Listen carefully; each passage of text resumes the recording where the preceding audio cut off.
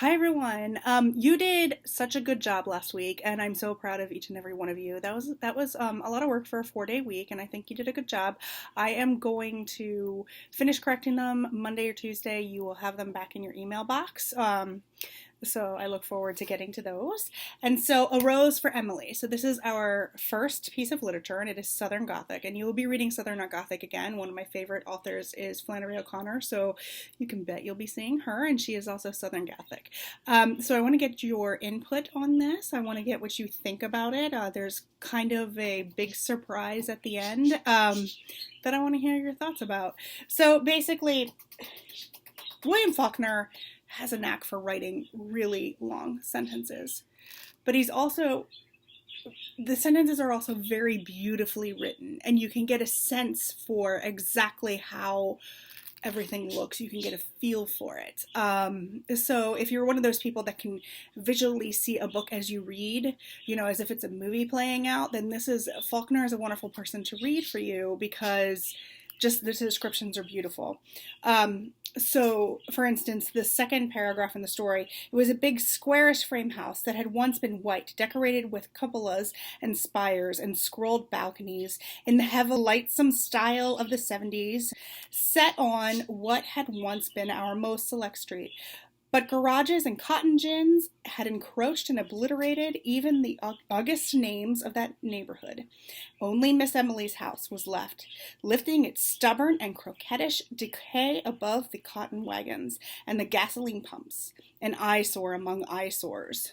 So already we're getting kind of a vision of where this story is headed. So just from the very beginning, we already know in the first paragraph that she had died, but just from that very beginning, what do we know about Emily? Now, he did not describe Emily at all. He described her home. But I would imagine that Emily would be sort of the same. So throughout the story, which goes back in time, it doesn't go forward in time like a normal, like what you're used to reading. It goes back in time with each segment. With this, we can see that she's there. There's not change. Her house is not updated. She has not made the necessary changes to her home, which may say a lot about her. What does that say about her? So does that have you questioning, who is this woman? I kind of imagine, in all those silly little kid type of horror stories that they send for Halloween, there's the one house on the hill that nobody has seen anybody in for years and years and years, but they know someone lives there, and maybe some of the kids run up and knock on the door and run away, and there's all these rumors and people talking about it. That's the type of feel I get from this. So what I want to know from you is, does that hold true in this story? So in the discussion, I want you to go through and choose at least 2 places where she is described and how that tells you about her. So what is important about this is that we're learning about characters. Characters are the story. Their motivations, the characters' motivations, are what drive the story. So this is a very character-based story in that it is she that drives it. It is what she does that drives it. However, who is the narrator? Do you notice throughout reading it that the narrator refers to themselves as us, we? So the narrator in this case is actually the town. So the town is sitting back and watching her, and they're questioning her, and they worry about her, but they're also kind of afraid of her. Do you notice in small towns, especially in the South, people may know what everybody else is doing, and they stick their nose into everybody else's business sometimes. I grew up in a small town, and that was absolutely true. People knew when someone was coming home from work. People were always watching. And that's the sense that I get for Emily. People were always watching her. People were always talking about her, gossiping about her. And in fact, I think in one case with the man that she had loved, Harold Barron, maybe it affected her relationship with him, because people called in, family members to come and make sure she was okay, things like that. Maybe they affected her life with their gossiping, with their watching, with their constantly sending somebody.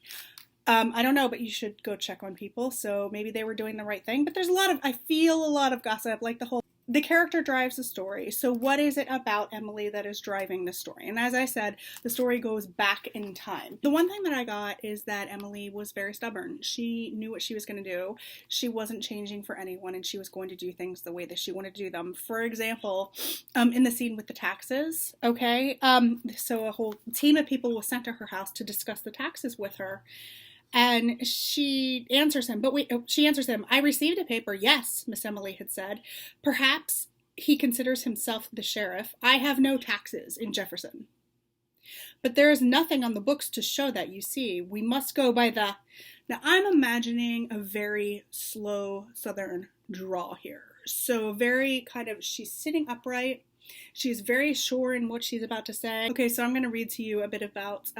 a bit of that scene so that you can see what I'm talking about and how that kind of creates what type of woman she is. And I'm going to use a Southern accent for her because I feel like it's necessary to really get across her stature. So do not laugh at my Southern accent. I'm going to try, and I think that she's kind of a stately woman is what I imagine her as.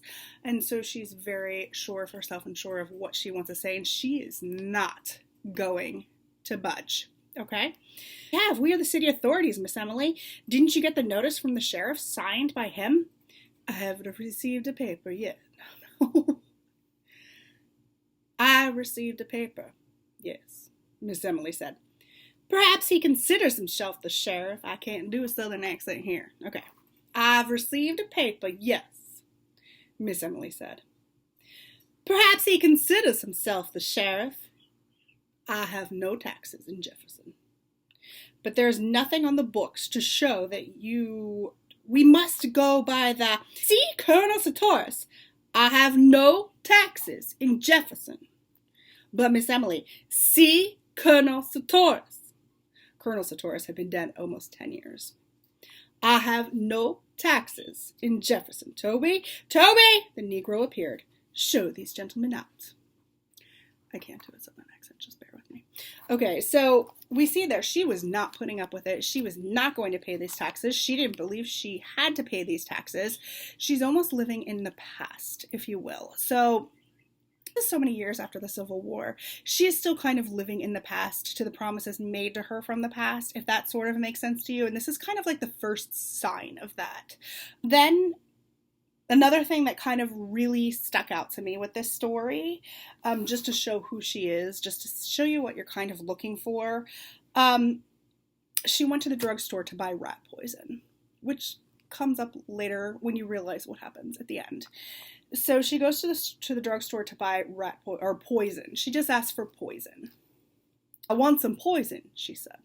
Okay, and he went on to describe her. She was still thin, though not as thin. She seemed cold. She had haughty black eyes, there's one of your vocabulary words, and a face of flesh which was strained across the temples and above the eye sockets, as you imagine lightkeepers' face ought to look. So she's very stern looking, very hard, very rigid. Her eyes feel black and cold and kind of like she really feels like she is due what she asks for. They need to pay her that respect, and that is what is going on in her head. So here she asks, I want some poison. Yes, Miss Emily, what kind? For rats and such? I'd reckon I want the best you have. I don't care what kind. The druggist named several. They'll kill anything up to an elephant, but what you want is arsenic, said Miss Emily. Is that a good one? Is arsenic? Yes, ma'am, but what you want? I want arsenic. Kind of sounding Virginian. Okay. The druggist looked down at her. She looked back at him, erect, her face like strained flag. Why, of course, the druggist said, if that's what you want, but the law requires you to tell me what you are going to use it for. Miss Emily stared at him, her head tilted back in order to look at him eye in the eye. So she's looking straight into his eyes, just staring. Until he looked away and went and got the arsenic and wrapped it up. She never told him what she was going to do with it. She just stood there staring at him until he went to get it. She didn't need to say anything else. Her look was enough. She stared at him until he went and got what she needed him to get. So those are a few clues as to what type of person Miss Emily is. So the ending, I would love for you to talk about the ending. Is that something that you saw happening? Was there any foreshadowing about the ending? Um, we know what foreshadowing is, right? There's a hint in the story that tells you something that is going to happen later on, something bigger. Did you see foreshadowing of what was going to happen at the end? That's what I want to know. So, two things in the discussion. I want you to pull out two quotes from the story that tell us what kind of person Emily is, and I want you to properly cite them with the MLA style, which will be included in the discussion post. And I want you to tell me if you could find any instances of foreshadowing as to what happened at the end to Homer Barron. Okay? All right, I look forward to the discussion.